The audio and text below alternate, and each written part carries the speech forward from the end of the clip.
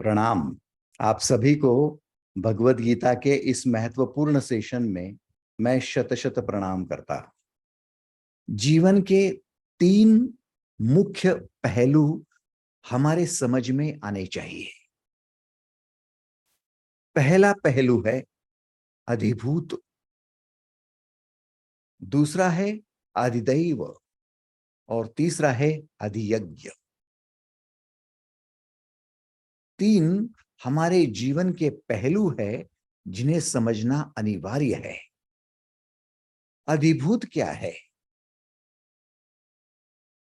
उत्पत्ति और विनाश के स्वभाव वाले सभी पदार्थ अधिभूत कहलाते हैं। अधिदैव क्या है? हमारा होश, हमारी चेतना, हमारा अवेयरनेस अधिदैव कहलाता है। और अधियज्ञ हमारे भीतर अंतर्यामी आत्मा, हमारा आकाश, हमारी स्पेस, हमारा अंतराल अधियज्ञ कहलाता है। और यहां से शुरुआत होती है हमारे आध्यात्मिक जीवन में प्रवेश करने की। भगवत गीता के 8वें अध्याय के 3 श्लोक को रिवीजन के स्वरूप में फिर से एक बार देखकर हम आगे बढ़ेंगे।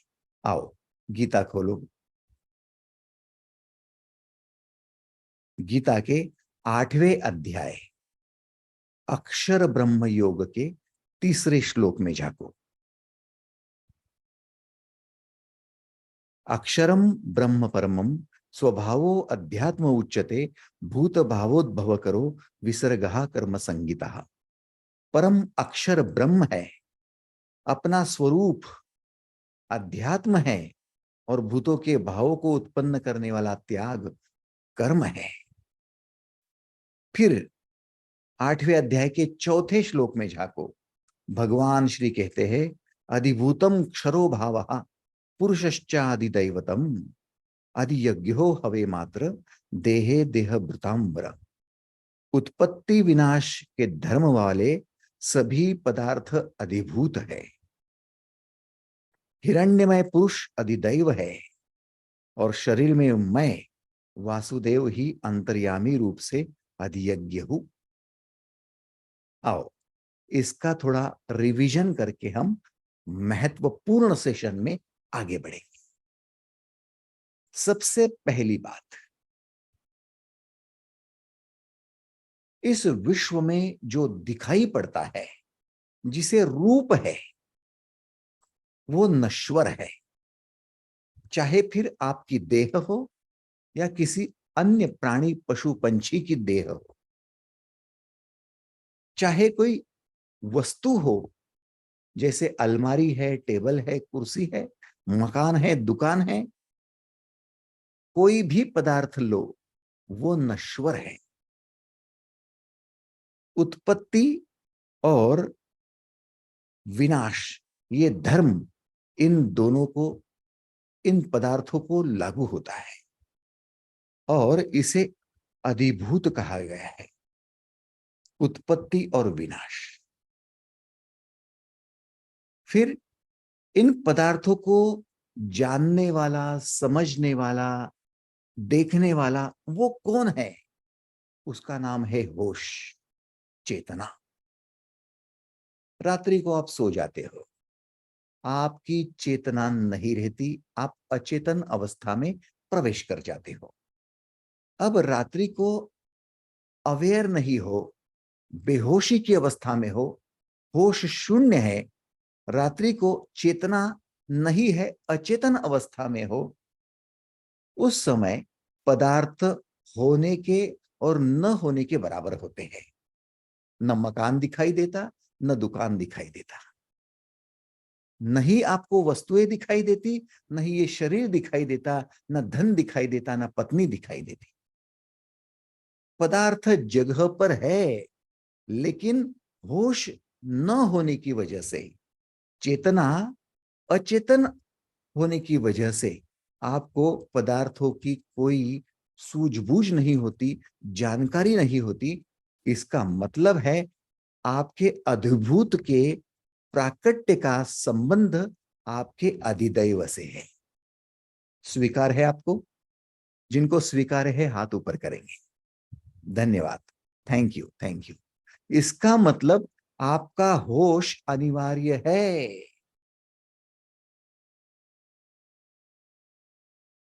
जब तक होश है तब तक पदार्थों का आपके जीवन में महत्व है। होश गया, पदार्थ होकर भी न होने के बराबर है। बेहोश हो तो पत्नी होकर भी क्या लाभ की, पैसा होकर भी क्या लाभ, धन संपत्ति एजुकेशन सब कुछ होने पर क्या लाभ, यदि होश ही नहीं है। तो भाई साहब, होश कब कब नहीं होता है।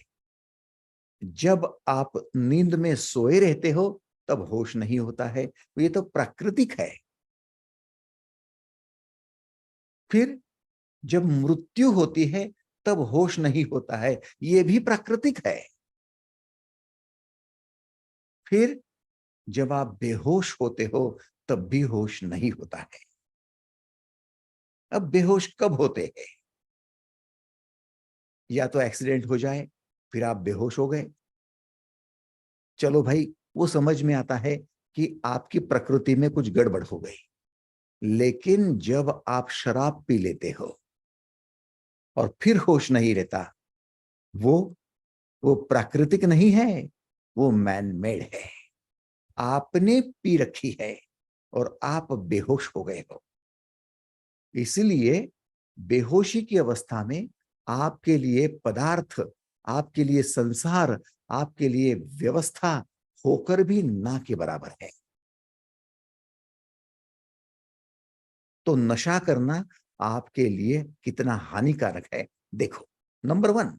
नंबर टू, ये मत समझ लेना कि आप केवल नशा करते हो तब बेहोशी आती है।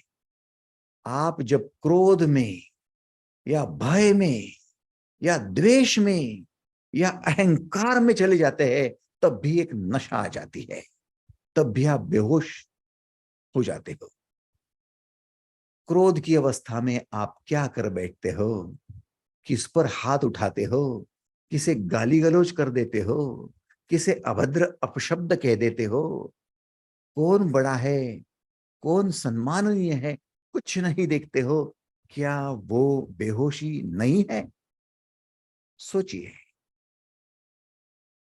भय की अवस्था में आप अपना कॉन्फिडेंस, अपना आत्मविश्वास गंवा देते हो और जो निश्चय किया है वो निश्चयात्मक बुद्धि को खोकर आप कोने में जाकर बैठते हो, पैनिक हो जाते हो। क्या ये बेहोशी नहीं है? कि आप कर सकते हो, आपकी क्षमता है, आपका एजुकेशन है, आपका स्किल है, फिर भी नहीं कर रहे हो क्योंकि आप बेहोश हो गए हो, भयभीत होकर बेहोश। मोह में अटकते हो, लोभ में अटकते हो, द्वेष में अटकते हो, तब तब आप बेहोश हो जाते हो। इसका मतलब होश का संभलना बड़ा अनिवार्य है और होश आपका अधिदैव है। आपका दैव माने आपका नसीब, माने आपका भाग्य, आपका होश है। ये मत सोच लेना कि मैंने किसी महाराज को हाथ दिखा दिया, पंडित को हाथ दिखा दिया, मेरी कुंडली जान ली, या फिर हस्तरेखा या हस्तरेखा तज्ञ को दिखा दिया और मेरा कल्याण हो जाएगा। कदापि नहीं होगा। होश में रहो, आपका बाल बाका नहीं होगा। होश में रहो, आपका जीवन धन्य होगा। क्योंकि होश में आपका झोपड़ा भी आपको आनंद देगा, लेकिन बेहोशी में महल भी आपको कोई लाभ का नहीं होगा। आप समझ रहे हो? अधिदैव अधिभूतम क्षरो भाव पुरुषश्चा अधिदैवतम। जिसमें पुरुषत्व होता है अर्थात होश होता है, वही कुछ कर पाता है। बड़ा महत्वपूर्ण है। जो पदार्थ दिखाई दे रहे हैं उनको स्त्रैण कहा गया है, और जो होश है उसे पुरुष कहा गया है। इसका संबंध नारी अर्थात महिला या फिर नर इनसे नहीं है। आपका होश और आपकी दिखाई देने वाली प्रकृति इनसे। तो प्रकृति का पूर्ण लाभ उठाना है, पूर्ण खुशियां या आनंद बटोरना है, तो होश में रहना सीखो। और जब मनुष्य होश में आ जाता है तब मनुष्य को पहली बार ये सोचने पर, पहली बार ये जान लेने पर ठप्पा लगता है कि मैं बाहर की प्रकृति को देख रहा हूं, पदार्थों को देख रहा हूं, नश्वर चीजों को देख रहा हूं, जिसकी उत्पत्ति हुई है, जिसका विनाश हो रहा है, उनको देख रहा हूं। तो ऐसा कौन है जिसकी उत्पत्ति नहीं हुई, जिसका विनाश नहीं हो रहा, जो नश्वर नहीं है, अनश्वर है? क्या उसे भी मैं देख सकता हूं? उसे भी जांच सकता हूं? उसे भी पड़ताल सकता हूं? तो तब पहली बार आपका होश, आपकी चेतना अंतर्यामी हो जाती है, भीतर की ओर मुड़ती है और उस आकाश को देखने की इच्छा करती है, जिस आकाश में, स्पेस में, अंतराल में ये सारी घटनाएं घटती है। अधियज्ञ का मतलब है शरीर में मैं, वासुदेव माने वास करने वाला, अंतर्यामी रूप अधियज्ञ। बड़ी विशेष बात है।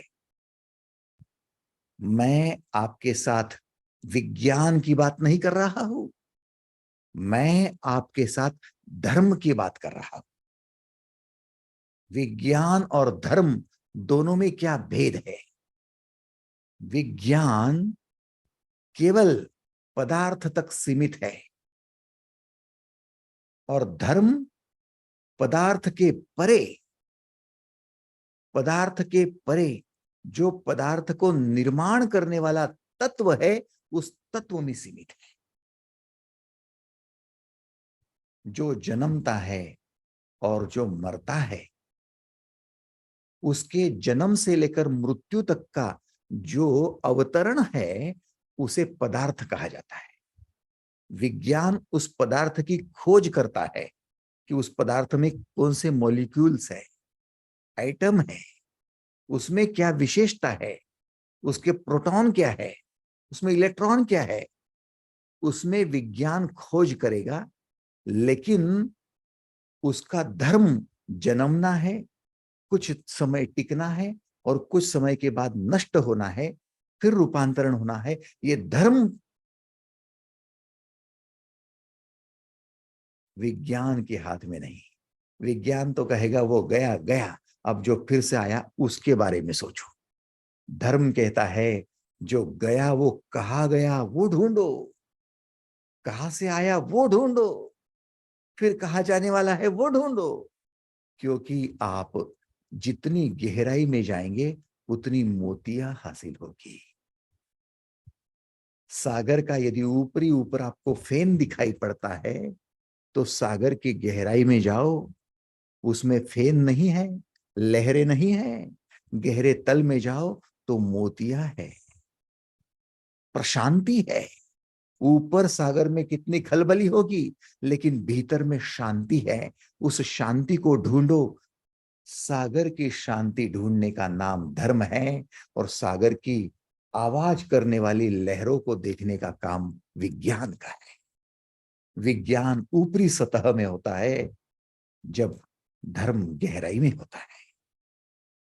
आपके होश का धर्म ढूंढो तो सही।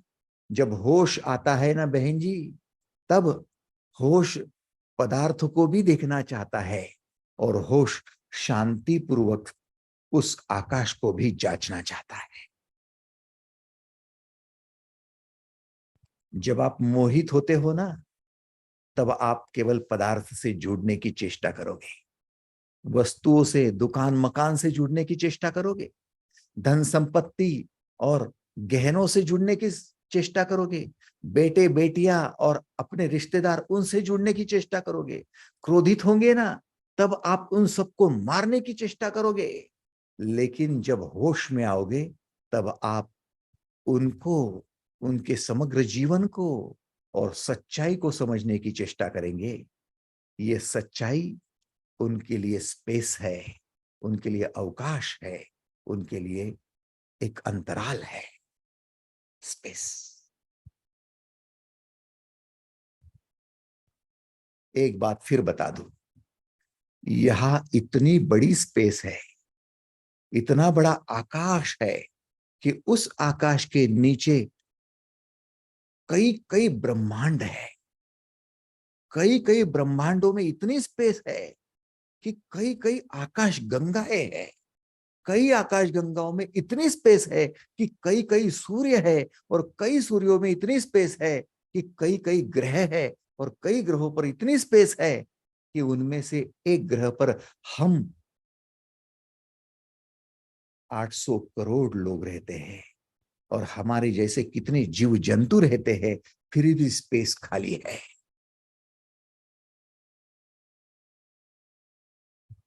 तुझ स्थूल म्हणू की सूक्ष्म रे, स्थूल सूक्ष्म एको गोविंदु रे।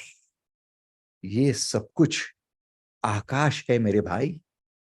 यहां अंतराल में, इस स्पेस में, यदि आप थोड़ा भी ध्यान देते हो, होशपूर्वक ध्यान देते हो, तो आपको स्पेस में स्पेसियस होने की एक संभावना बन जाती है। पदार्थ संकुचित होता है, संकरा होता है, छोटा सा होता है। आपका मकान छोटा सा, आपका टेबल छोटा सा, आपकी कलम छोटी सी, आपकी किताब छोटी सी, सब छोटा छोटा छोटा छोटा छोटा, संसार छोटा सा। लेकिन स्पेस बहुत बड़ी है, आकाश असीम है। उस असीम आकाश की गहराई में जो आनंद है, वो शाश्वत आनंद है। नश्वर पदार्थों में शाश्वत आनंद कहा। आप होश की बात कर रहे हो, इसलिए मैं कहना चाहता, आप जिस चीज में आनंद ढूंढ रहे हो सर, किताबों में, दुकानों में, मकानों में, ये सारे नश्वर है। वो मिल जाएंगे तो सुख होगा, खो जाएंगे तो दुख होगा। सुख दुख सुख दुख, उसमें आनंद कहा, उसमें तो उत्तेजना है और पीड़ा है। सुख में उत्तेजना, दुख में पीड़ा, खोने में पीड़ा, पाने में सुख, पाने में उत्तेजना। लेकिन आकाश न खोएगा, आकाश न पाएगा। आकाश तो वही है, बस आप आकाश में खो जाओ तो आप आकाश बन जाओगे। सागर का तल ढूंढने नमक की पुतली गई, गोता मारा सागर में, खुद सागर बन गई।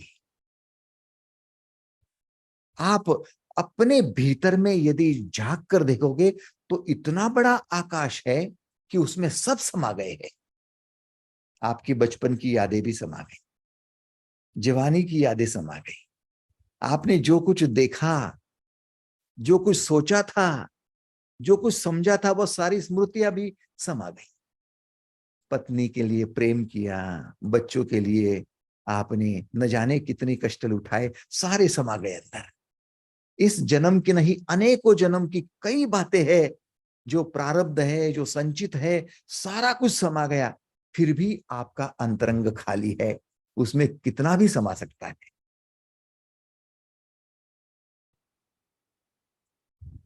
विज्ञान तो कहता है कि आपका सबकॉन्शियस माइंड वो ही इतना गहरा है कि आप जिस रास्ते से चलते हो ना, तो आपकी आंखें देख नहीं पाती कि आप रास्ते से जा रहे हो और कितने इलेक्ट्रिक के पोल आपके साइड से गुजर रहे हैं। लेकिन उसका अंक, अंक की बात कर रहा हूं, उसके डिजिट्स की बात कर रहा हूं, वो भी आपके भीतर स्टोर हो जाते हैं।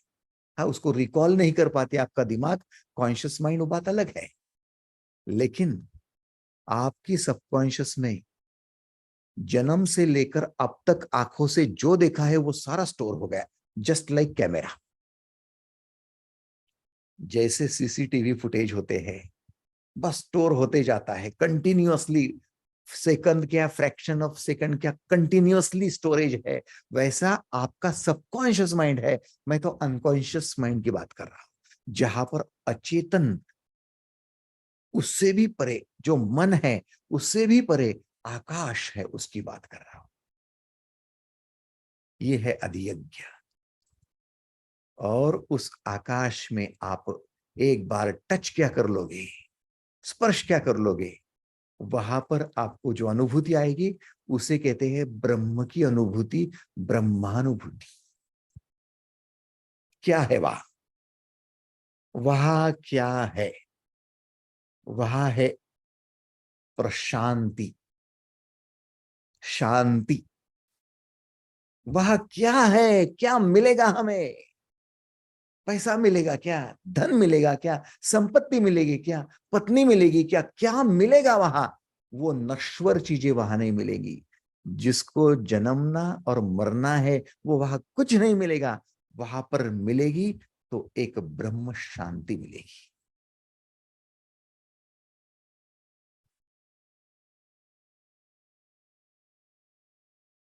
कई लोग कहेंगे हमें शांति से क्या लेना देना, पैसा चाहिए। तो कोई बात नहीं, आप पैसे में आ जाओ। आपको अक्षर ब्रह्म योग की जरूरत नहीं है। होगी 10 साल के बाद, तब आ जाना, अगले जन्म में आ जाना, तब भी गीता सुनाई देगी, कोई ना कोई गीता कहेगा, आपने समझ लेना। लेकिन अभी इसी जन्म में और आज और वर्तमान में यदि आपको अक्षर ब्रह्म चाहिए, तो फिर आपको अपने होश को, अधिदैव को, नश्वर धर्म वाले, उत्पत्ति और विनाश के धर्म वाले अधिभूत की तरफ, पदार्थ की तरफ नहीं देखना है, भीतर की आकाश की तरफ मुड़ना है। आप में से कितने साधक तैयार है? हाथ ऊपर करेंगे। धन्यवाद, thank you sir ji, thank you दीदी, थैंक यू, थैंक यू। क्योंकि आपका कंसेंट, आपकी सहमति बहुत मायने रखती है। ये कोई जबरदस्ती नहीं है कि आपकी आंखों को पकड़ लिया और भीतर मोड़ लिया। नहीं, ये तो होश के चक्षु है, अंतर चक्षु है, ये तो दिव्य चक्षु है। इन दिव्य चक्षुओं से आप अपनी आकाश को भापने की, जांचने की, समझने की कोशिश कर रहे हो। अब आकाश की तरफ मुड़ना है, तो पहली बात, हमें आदत पड़ी है अपने स्थूल आंखों से देखने की। आदत है भाई, हम जो भी देखते हैं आंखों के माध्यम से देखते हैं। अंधेरे में कभी कभार आंखों से दिखाई नहीं पड़ता, तो हम फिर अपने हाथों से उसका कुछ अनुमान लगा के स्पर्श के माध्यम से जांचना चाहते हैं, ये क्या है, वो क्या है, वो क्या है। कभी कभार देख रखा है आंखों से, उन चीजों को हम पकड़ने की, समझने की चेष्टा करते, अरे ये तो मोबाइल है, अरे ये तो नल है, अरे ये तो गिलास है, अरे ये तो कुर्सी है, वगैरह वगैरह। लेकिन दरअसल हम जांच पड़ताल अपनी आंखों से करते हैं ना, तो कोई बात नहीं। इन स्थूल आंखों से हम आकाश की तरफ बढ़ना चाहते हैं, अंतरंग की स्पेस की ओर। तो कैसे बढ़ेंगे? सबसे पहली तरकीब कि आप आकाश, खुले आकाश को देखना शुरू कर दें। भौतिक जगत दिखाने वाली इन आंखों को जगत में से आकाश दिखाना शुरू कर दो। दरअसल हमारा दुर्दैव ये है, दुर्भाग्य ये है कि हम आकाश के तले सारा दिन बिताते हैं, लेकिन आकाश की तरफ शायद ही देखते हैं। बुरा मत मानना, शायद ही देखते हैं, और कभी कभार देख भी लिया तो क्षणिक हो जाता है मामला। जैसे कोई बिजली चमकती है, क्षणिक हो जाती है, वैसा हमने क्षणिक आकाश को देख लिया, बाकी तो ध्यान आकाश की तरफ है किसका? क्योंकि आकाश क्या देता है? हाँ, यदि आकाश से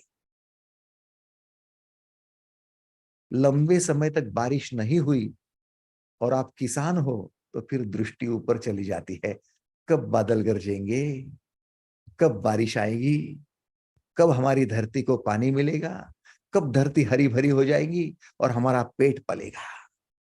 इसका मतलब आप आकाश को देखना पसंद ही नहीं करते, क्योंकि आपको आकाश की जरूरत है ही नहीं।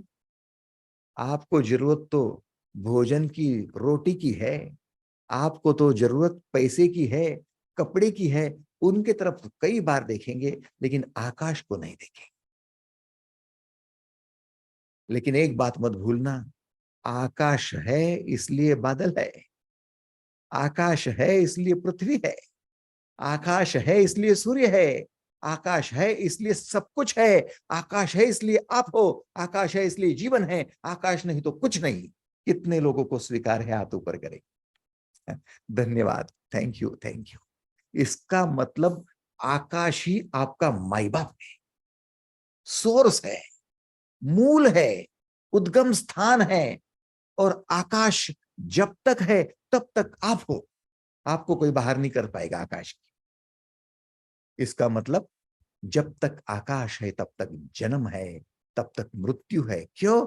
क्योंकि आप आकाश से परे हैं। आकाश से जुड़ जाओ तो जन्म मृत्यु खत्म, क्योंकि आप आकाश हो गए। तुका आकाशा ये बड़ा, क्या मतलब है इसका? तुकाराम महाराज कोई बढ़ चढ़कर बात कर रहे थे, झूठ काम कर रहे थे, या फिर सपना देख रहे थे, या फिर आपको उल्लू बना रहे थे, या फिर खुद पागल हो गए थे? क्या जरूरत थी उनको ये कहने की तुका आकाशा एवढा? क्या जरूरत थी? कोई मामूली आदमी तो कहेगा तुका तो 5 फीट का है, वो 5 फीट का ही है, आकाश है एवढा कैसा कह रहा है? झूठ बोल रहा है, गलत बोल रहा है। नहीं, तुकाराम महाराज का होश अधिभूत की जगह अधियज्ञ में लगा है, पदार्थों की जगह आकाश की ओर लगा है, और आकाश में समा गए तो आकाश बन गए। बूंद समाई सागर में, एक बूंद होती है, वो सागर में समा जाती है तो खुद सागर बन जाती है। आप आकाश, भीतर आकाश, बाहर आकाश, दोनों में से किसी भी आकाश को चुनो, आप आकाश बन जाते। तो पहली बात, पते की और मुद्दे की बात कह दूं, दिन में 5 मिनट कम से कम निकालो, बरामदे में आकर बैठो, बालकनी में आकर बैठो, टेरेस पर जाकर बैठो। ना पत्नी है, ना पति है, ना बच्चे है, ना दोस्त है, ना मित्र है, ना पैसा है, ना धन है, ना कुछ है। कोई भी चीज के लिए आप तैयार नहीं। आप उन 5 मिनट के लिए रिजर्वेशन कर लिया है आकाश के साथ। स्पेस में यात्रा है, स्पेस शिप बन जाओ। 5 मिनट के लिए, मात्र 5 मिनट के लिए आकाश में देखना शुरू कर दो। जब खुली आंखें होंगी तो दिखेगा आकाश, आंखें बंद होगी तो शायद दिखेगा अंतर का आकाश। आंखें खोलो, आकाश देखो, बंद करो, आकाश देखो। ये प्रयोग करते करते कभी कभार क्षण क्षण में भीतर झांकना हो जाएगा तो आकाश प्रकट हो जाएगा। क्योंकि जो आकाश बाहर है वही आकाश भीतर है। एक घड़े में पानी रखो, घड़े का मुंह बड़ा है, ऊपर आकाश में झांक कर देखो या नीचे घड़े में झांक कर देखो, आपको दोनों में आकाश दिखाई देगा। वैसे आप भी तो तरल हो, आपकी चेतना भी तो तरल है। उस तरल चेतना में आप भीतर झांक कर देखो तो आकाश दिखेगा, बाहर देखो तो आकाश दिखेगा। जितना पानी तरल है उससे भी ज्यादा तरल आपकी चेतना है, इसलिए भीतर झांकोगे तो आकाश ही दिखेगा। झांको तो सही। तो 5 मिनट का समय निकाल लिया और 5 मिनट के लिए आपने आकाश के साथ एक रूपता बना ली। क्या हो जाएगा? शांति बढ़ेगी। शांति क्यों बढ़ेगी? क्योंकि मौन हो जाएगा। मौन क्यों हो जाएगा? क्योंकि आकाश इतना निर्लेप है, इतना असीम है कि आकाश में देखने के बाद विचार क्या आएगा? विचार कब आएगा? पत्नी को देखेंगे तो विचार आएगा, उसके भूतकाल का, उसके वर्तमान का, उसके भविष्य का। बेटे को देखेंगे तो विचार आएगा, वस्त्र को देखेंगे तो विचार आएगा कि ये सुहाएगा कि नहीं, लोग हंसेंगे तो नहीं, अच्छा दिखेगा, मैं राजा दिखूंगा, फलानी बातें, दसों विचार आ जाएंगे। आकाश को देखो तो क्या विचार है, मकान को देखो तो दसों विचार है, दुकान को देखो, व्यापार को देखो तो दसों विचार है। आकाश को देखो तो क्या विचार है? निर्विचार अवस्था मौन अवस्था कहलाती है। आप मौन हो जाओगे। और माताजी, एक बात मैं दावे के साथ कह सकता हूं, अनुभव के साथ कह सकता हूं, मैं इतना स्पष्ट कह सकता हूं, जब भी आप मौन हो जाओगे, निर्विचार हो जाओगे, उस समय आपका शून्य मेडिटेशन हो जाएगा। ध्यान। और जब ध्यान शून्य का हो जाता है ना, मौन हो जाते हो ना, शांत हो जाते हो ना, तब एक बात पते की बता दूं, आप में इतनी शक्ति संचरित हो जाती है, इतना संवर्धन हो जाता है, ऊर्जा का संवर्धन होता है कि वह शक्ति लेकर आप दुनिया में आते हो। सर्वशक्तिशाली परमात्मा। क्यों? क्योंकि आकाश इसलिए सर्वशक्तिशाली है। मौन, शांत ब्रह्म इसलिए वो शक्तिशाली है। हमारी शक्ति क्यों खो जाती है? क्योंकि हमारे शक्ति का संवर्धन होता ही नहीं। पत्नी देख क्या ली, 10 विचार कर लिए, उन विचार करने करने में शक्ति खत्म होती है। पत्नी का स्पर्श तो बात की बात है, बच्चे का स्पर्श तो बात की बात है। धन, केवल धन का विचार, धन आपके सामने है, तिजोरी आपके सामने है, और एक विचार धन का क्या आ गया, वो विचार में से दूसरा, दूसरे में से तीसरा, वो विचारों विचारों में सर पक जाता है, शक्ति खर्च हो जाती है, और आप यहां पर शक्ति का अभाव, शक्ति की कमी अपने आप में महसूस करने लगते। धन तो उसकी जगह था भाई साहब, शक्ति कम कैसे हो गई? बच्चा अपनी जगह था, शक्ति कम कैसे हो गई? मोह के कारण हुई है, लोभ के कारण हुई है, आसक्ति के कारण हुई है, द्वेष के कारण हुई है, क्रोध के कारण हुई है। ये सारी बातें बेहोशी में ले जा रही है, इसलिए हुई है। पूरा होश आकाश ही देगा, पूरा होश मौन ही देगा, पूरा होश ब्रह्म ही देगा। इसलिए अनुभव के साथ कहता हूं, शून्य मेडिटेशन आकाश के साथ शुरू कर दो। 5 मिनट का समय 10 मिनट बढ़ता जाएगा, 20 मिनट तक एक्सटेंड होगा। करते करते जब आप आकाशमय हो जाओगे, तो आप भी ग्रंथ लिख दोगे और उसमें हेडिंग डालोगे, तुका आकाशा एवढा। ठीक उसी प्रकार से हितेंद्र आकाशा एवढा,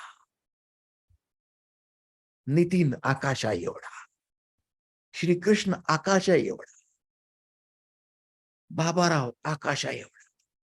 क्या है ये? लोग कहेंगे कौन सी दुनिया में चले गए? ये परमेश्वर की दुनिया है, परमात्मा की दुनिया है, आकाश की दुनिया है। जितनी एक ग्रह को, जितनी एक सूर्य को अहमियत है, उतनी अहमियत आपको आ जाएगी। लोग आपको मामूली समझेंगे। लोगों को समझने तो लोगों का क्या है, क्योंकि उनकी आंखें तो अभी भी स्थूल है। लेकिन आप खुद को जानेंगे, आप कौन हो, पहचान हो जाएगी। मैं वो आकाश हूं जो तुकाराम महाराज ने अपने आप को जाना। इसलिए आज तुकाराम महाराज शरीर से हयात नहीं है, लेकिन आपके दिल में आज भी आदर और सम्मान से बैठे, हृदयेश्वर बन के बैठे।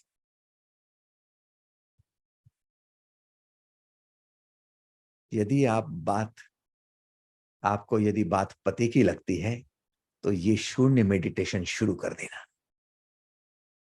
शून्य मेडिटेशन मैं दावा करता हूं, मैं कॉन्फिडेंस से कहता हूं, क्योंकि मैंने समाधि का अनुभव लिया है। मैंने आकाश में जाकर अपने भीतरी आकाश को छुआ है। मैं उस आकाश की गहराई में कई कई दिनों तक रहा हूं, और मन में आता है तब फिर रहता हूं, फिर पदार्थ, फिर आकाश, फिर पदार्थ, फिर आकाश। होश है भाई, इन दोनों का लुफ्त उठाओ। अधिभूत भी आपके लिए, अधियज्ञ भी आपके लिए। बाहरी मौज फकीरांती, फकीर बन जाओ तो भीतर चलो, मौज है आपकी। तो क्या कहते हैं कृष्ण, क्या कहते हैं कृष्ण? 8वें अध्याय के 5वें श्लोक में आपको कुछ कहने जा रहे हैं। गीता के 5वें श्लोक में जाको, अंत काले च मामेव स्मरन मुक्त्वा कलेवरम य प्रयाति स मदभावम याति नस्त्यत्र संशयः। जो पुरुष अंत काल में मुझको ही स्मरण करता हुआ शरीर को त्याग कर जाता है, वह मेरे साक्षात स्वरूप को प्राप्त होता है, इसमें कोई संशय नहीं है। फिर से समझो, जो व्यक्ति अंत काल में मुझको ही स्मरण करता हुआ शरीर को त्याग कर जाता है, वह मेरे साक्षात स्वरूप को प्राप्त होता है, इसमें कोई संशय नहीं है। अब कृष्ण के स्वरूप को यदि प्राप्त होना है तो पहले यह समझो कृष्ण का स्वरूप क्या है। और कृष्ण ने स्पष्ट इसी अध्याय के 4थे श्लोक में, जो अभी हमने इसके पहले देखा, उसमें स्पष्ट कर दिया, अधियज्ञो हवे मात्र देहे देह भृतांबर। अर्थात शरीर में मैं वासुदेव ही अंतर्यामी रूप से अधियज्ञ हूं। और इधर कहते हैं मेरे स्वरूप को प्राप्त होता है, अर्थात वो अधियज्ञ में, आकाश में, अर्थात वो ब्रह्म में विलीन हो जाता है।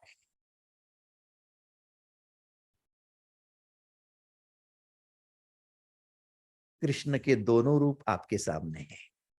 जैसे आपको आंखें हैं चमड़े की, आपको शरीर है, ये शरीर का चमड़ा दिखाई देता है, त्वचा दिखाई देती है, आपके हाथ पैर दिखाई देते, कृष्ण के भी दिखाई देते, महावीर और बुद्ध के भी दिखाई देते। यदि उनको आप भगवान कहेंगे तो मौज आपकी है। फिर आप कभी कभी परेशान हो जाओगे कि अरे ये भगवान है तो फिर इनका तो जन्म हुआ था, देवकी ने जन्म दिया था, यशोदा ने पाला था, और इनकी भी तो मृत्यु हो गई। एक साधे आदमी ने क्या तीर चलाया, और तीर चलाया और उनके पैर में क्या जाकर लगा और उनकी मृत्यु हो गई। ये तो नश्वर है, फिर इनको भगवान कहो तो कैसे कहो? तो इनके पास धन संपत्ति इसलिए कहो क्या? इनकी द्वारका थी इसलिए कहो क्या? ये बांसुरी अच्छी बजाते थे इसलिए कहो क्या? इन्होंने युद्ध किया इसलिए कहो क्या? इन्होंने गीता सुनाई इसलिए कहो क्या? क्यों मैं इनको भगवान कहूं? क्वेश्चन मार्क है। यदि आप स्थूल पदार्थों के भांति कृष्ण के स्थूल शरीर को देखेंगे तो इच्छा आपकी है।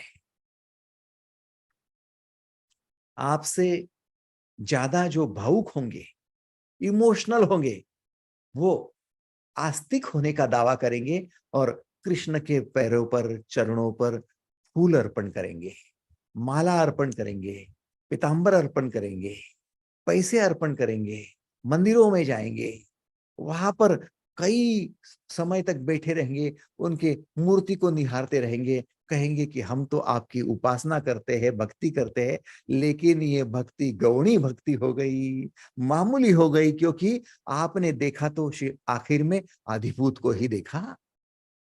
देखा किसको देखा? आपकी जो आंखें थी उसके अलावा और क्या दिखाएंगी? कहते हैं ना कि मनुष्य को वही दिखता है जो मनुष्य देखना चाहता है। दृष्टि वही होती है जो दृष्टिकोण होता है। आप कृष्ण देखने जाओ तो कृष्ण आपको अधिभूत के रूप में भी दिख सकता है। और फिर दूसरा, कृष्ण तो कहते हैं अधियज्ञो हवे मात्र देहे देह वृतांवर। मैं वसुदेव अंतर्यामी रूप से अधियज्ञ हूं। अब जिसको ये अक्षर ब्रह्म योग की थोड़ी भी पहचान है, थोड़ा भाई परिचय है, वो व्यक्ति इस वासुदेव को जानेगा। अन्यथा बाकी लोग तो बस ओम नमो भगवते वासुदेवाय, ओम नमो भगवते वासुदेवाय, ओम नमो भगवते वासुदेवाय, इसी में अपने जीवन की धन्यता मानेंगे। शायद ही आप पहचानो। मंत्र भी तो आपके मुंह से निकल रहे, उनका भी तो जन्म होता है, शब्द का भी जन्म होता है और शब्द की भी मृत्यु होती है भाई साहब, वो भी नश्वर है। आप स्थूल चीजों में जाओगे तो इतना ही है कि आपके जो इधर उधर जाने वाले विचार थे, भटकने वाले विचार थे, वो कृष्णमयी हो जाने की वजह से थोड़ी देर के लिए शांति हो जाए। Time being peace. मंदिर से उठेंगे, बाजार में आएंगे, फिर दिमाग शुरू, उसका कर्जा देना है, उसको ठिकाने लगाना है, बच्चे की शादी करनी है, बेटी का ये करना है, बेटे को वो करना है, उसको ये पढ़ाने के लिए भेजना है, पैसा जुटाना है, होम लोन लेना है, फलाना पर्सनल लोन लेना है, एजुकेशन लोन लेना है, करूं तो क्या करूं? अरे अभी तो शांत थे, अभी इतने अशांत कैसे हो गए? क्योंकि विचार कृष्ण के साथ जुड़ गया था, विचार पैसे के साथ जुड़ गया। और कुछ नहीं है भाई साहब, और कुछ नहीं है। तो जोड़ो तो किससे जोड़ो? हाँ, बात भी यही है ना कि कृष्ण के साथ जब विचार जुड़ जाता है, तब डबल जब मंदिर में जाते हो तो फिर मंदिर में जाकर शिकायत करते हैं, कृष्ण तू तो छलिया है। आ मैं तुझे भगवान मानता हूं, इष्टदेव मानता हूं, और तेरे मंदिर में आवे तो शांति मिलती है, बाहर जावे तो फिर अशांति हो जाती है। आज मैं वैसे नहीं जाऊंगा, अब मुझे वरदान दे दे, आशीर्वाद दे दे कि मैं जब बाहर जाऊंगा तब भी शांति हो। फिर जाते हो बाहर, फिर अशांति पकड़ लेती है, फिर बेटे की याद, फिर वो लोन, फिर वो कर्जा, फिर वो वही प्रॉब्लम। फिर तीसरे बार जाते हो मंदिर में, अब देख मुझे पता चल गया है कृष्ण, तू मुझे भरमा रहा है। मैं मंदिर में बैठता हूं तो शांति मिलती है, बाहर जाता हूं तो कर्जे का, बाहर जाता हूं तो बेटे की शादी का, उनका ही ख्याल आता है। अब इसलिए मैं तुझे मांगता हूं कि मेरे बेटे की शादी धूमधाम से हो जाए, मेरे बेटे को कर्जा मुफ्त में मिल जाए। और तब से हम भगवान के सामने सिर्फ मांगने के लिए जाते हैं, हाथ पसारने के लिए जाते हैं, क्योंकि हमें बाहर भी शांति चाहिए। सौदा करने जाते हैं कि मैंने तेरे लिए नारियल लाया है, मैंने तेरे लिए पंचामृत लाया है, मैंने तेरे लिए हार लाया है ना? अब मेरे बेटी की शादी कर देगा, मेरे बेटी को ससुराल में शांति मिलेगी ना, तेरी कृपा बनी रहे, मेरा स्वास्थ्य अच्छा हो जाएगा ना। हम सब मांगने जाते हैं। अब आकाश में, इतने बड़े आकाश में जो जाएगा वो आकाश से क्या मांगेगा? तुकाराम महाराज ने मांगना तो आकाश से क्या मांगना? चलो आप विचार करो, कल्पना करो, चलो जाने दो, विचार छोड़ दो, कल्पना करो कि तुकाराम महाराज ने आकाश से क्या मांगा होगा। अरे आकाश से भी कुछ मांगना है। छत के नीचे बैठे और छत से मांगना कि हे गिर मत जाना तूने, गिर मत जाना, छाव देना मुझे। अरे छत है तो छाव ही मिलेगी, छत के नीचे बैठे तो शांति से बैठो। वैसे तो ये छत गिर भी सकती है आपकी कंक्रीट की, तीन पत्रे गिर भी सकते हैं, लेकिन ये आकाश, ये अवकाश, वो कहां से गिरेगा? निश्चिंत हो जाओगे आप। और निश्चिंत होने की आपको एक ही जगह है। कृष्ण कहते हैं अंत काले च मामेव स्मरण मुक्त्वा कलेवरम। मृत्यु के समय में मुझे स्मरण करो और आप मुझ में समा जाओगे। मृत्यु के समय स्मरण कर आप मुझ में समा जाओगे। अब कई लोग ऐसे हैं जिनकी ये गलत फहमी हो गई कि मृत्यु के समय में कृष्ण को याद कर लिया तो हम कृष्ण में समा जाएंगे, हमको वैकुंठ मिल जाएगा। इसलिए कई पागल लोग, पागल शब्द के नीचे अंडरलाइन करो, कई मूर्ख लोग, मूर्ख शब्द के नीचे अंडरलाइन करो, मृत्यु के समय गीता का पठन करते हैं। आप कहेंगे क्या बुरा है क्या ये? मैं कहता हूं ये इसलिए बुरा है कि मृत्यु के समय आप गीता पढ़ने से भी लाभ नहीं होगा, क्योंकि अचानक से गीता आपके दिमाग में घुसेंगी कहां से? गीता पढ़ने का अभ्यास ही नहीं था, तो अचानक से गीता अंदर कैसे चली गई आप? मृत्यु के समय में या तो भयभीत होते हो आप मृत्यु के डर से, या तो आसक्त हो जाते हो कि मुझे ये सब कुछ छोड़कर जाना पड़ रहा है, पत्नी को छोड़ना है, बच्चे को छोड़ना है, अभी तो उनकी शादी भी नहीं देखी, ये छोड़कर जाना है, अभी तो पता भी नहीं कि क्या होगा इनका, और ये सब कुछ मैंने इतने कष्ट से उठाया, दिन रात मेहनत की, ये मकान बनाए, छोड़कर जाना है। इस आसक्ति में हो और गीता आपके दिमाग में उतरेगी? बोलो तो। अभी बैठे बैठे आपके दिमाग में थोड़ा सा आने दो कि आपके ऑफिस का काम है और बॉस आपको डांटने वाला है, आप ये टीवी बंद करके चले नहीं जगह तो बोलना। भय आपको सताता है, आसक्ति आपको सताती है, मोह आपको सताता है, और जीवन भर में मोह का अभ्यास करने वाले लोगों, जीवन भर में आसक्ति में डूबे हुए लोगों, भयभीत जीवन जिए हुए भयभीत लोगों, क्या लगता है कि मृत्यु के समय में आप अचानक से गीता को एक्सेप्ट कर लेंगे? अचानक से? ठीक है, एक प्रयोग कर लेना। आप मेडिकल के स्टूडेंट हो क्या? मेडिकल साइंस के स्टूडेंट हो क्या? नहीं ना? तो एनाटॉमी की एक किताब आज घर पे लेके आना।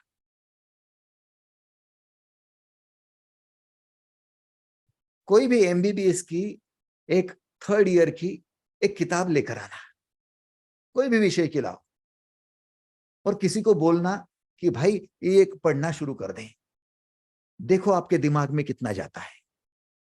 सिर्फ देखना कितना दिमाग में जाता है आपके।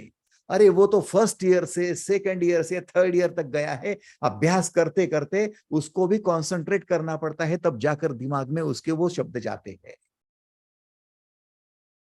कितने लोगों को स्वीकार है? धन्यवाद, थैंक यू थैंक यू। तो अचानक से ये आसक्त व्यक्ति के, मोहित व्यक्ति के, भयभीत व्यक्ति के, क्रोधी व्यक्ति के दिमाग में मृत्यु के समय में गीता कहीं तो कैसे गई? मैं तो इतना कहता हूं कि फिर भी आपका मेडिकल साइंस की पढ़ाई इतनी कठिन नहीं होगी जितनी गीता की है, क्योंकि गीता के लिए दृष्टि लगती है, गीता के लिए अर्जुन लगता है भाई साहब, जो समझने के लिए तैयार है। यत्र योगेश्वर कृष्णो यत्र पार्थो धनुर्धर तत्र श्री विजयो भूति ध्रुवा नीतिर्मतिर्मम। मृत्यु के समय में अचानक से आपको गीता का पाठ कोई लाभ नहीं देगा। और एक बात मुझसे स्पष्ट कहनी है मुझे, आप कहेंगे कि चलो अच्छी तरकीब बता दी कि मृत्यु के समय में याद कर लेना है, तो क्या फर्क पड़ता है, अभी थोड़ी मृत्यु आ रही है, अभी तो बाकी सब कर लो, मृत्यु आएगा तब देखेंगे। लोगों को तो इससे छुटकारा ही मिल गया, और इससे गीत भी बना लिए लोगों ने। इतना तो करना स्वामी जब प्राण तन से निकले। श्री गंगा जी का तट हो, जमुना का वंशवट हो, मोरा सावरा निकट हो, जब प्राण तन से निकले। अरे मेरे भाई, तुझे ये पता है कि मृत्यु कब आने वाली है? दुनिया में कौन है जो दावे के साथ कहेगा कि मृत्यु कब आएगी? आपको मालूम है मृत्यु कब आएगी? 8 दिन के बाद आएंगी, 8 साल के बाद आएंगी, 25 साल के बाद आएंगी, या अगले क्षण आएगी? मालूम है? अब यह मृत्यु यदि मालूम नहीं है, अनसर्टन है, और कृष्ण कहते हैं कि अंत काल में मृत्यु के समय में करना है, तो मैं कहता हूं अगले क्षण में मृत्यु होगी ये सोचकर इस क्षण में क्यों नहीं कर लेते? इससे एक अभ्यास बन जाएगा, इससे एक शुरुआत हो जाएगी, इससे आपकी दृष्टि में आकाश देखने की एक नजर प्राप्त हो जाएगी। और कृष्ण कहते हैं जिनको आकाश के साथ जुड़ने का अभ्यास हो जाता है, वो आकाश एक ऑप्शन बन जाता है उनके लिए। मृत्यु आ रही है तो मृत्यु के समय में धन को पकड़ू, बेटे को पकड़ू, मकान को पकड़ू, खुद के शरीर को पकड़ू, पकड़ू तो क्या पकड़ू, सारी बातें तो नश्वर है, इधर खुद जाने को है। एक ही चीज है, जो आकाश है उसको पकड़ लिया तो फिर आपने अनश्वर को पकड़ लिया, ब्रह्म को पकड़ लिया। क्योंकि पानी पकड़ना, हवा पकड़ना भी उतनी ही मूर्खता है जितनी शरीर को पकड़ना या बेटे को पकड़ना है। समझने की चेष्टा करो। इसलिए आकाश के साथ होने की जो व्यक्ति शुरुआत कर देगा, आज से अभी से अंतराल के साथ जुड़ने की, मौन में रहने की, निर्विचार अवस्था में शून्य मेडिटेशन में जाने की जो व्यक्ति एक शुरुआत कर देगा, उस व्यक्ति के लिए अंत काल में एक ऑप्शन रहेगा कि मैं आकाश के साथ हो जाऊं। पत्नी को कहेगा राम राम, मैं जा रहा हूं, आम्ही जातो अमुच्या गावा, आमुचा राम राम घ्यावा। पत्नी रो रही है, वो कहेगा अरे मूर्ख, मैं आकाश में विलीन होने जा रहा हूं, तू भी तेरे आकाश में विलीन हो जाना। बोले मेरा आकाश अलग, तेरा आकाश अलग नहीं, आकाश सबका है, आकाश के एक ही है, वहां पर सब एक है, एको हम। और भाई साहब एक बात तो मैं आपको दावे के साथ कह देता हूं कि एक बार जिस व्यक्ति को इस आकाश के साथ में एकरूप होना आ गया, उसको जहां में जीना आ गया, जहां में जीना आ गया।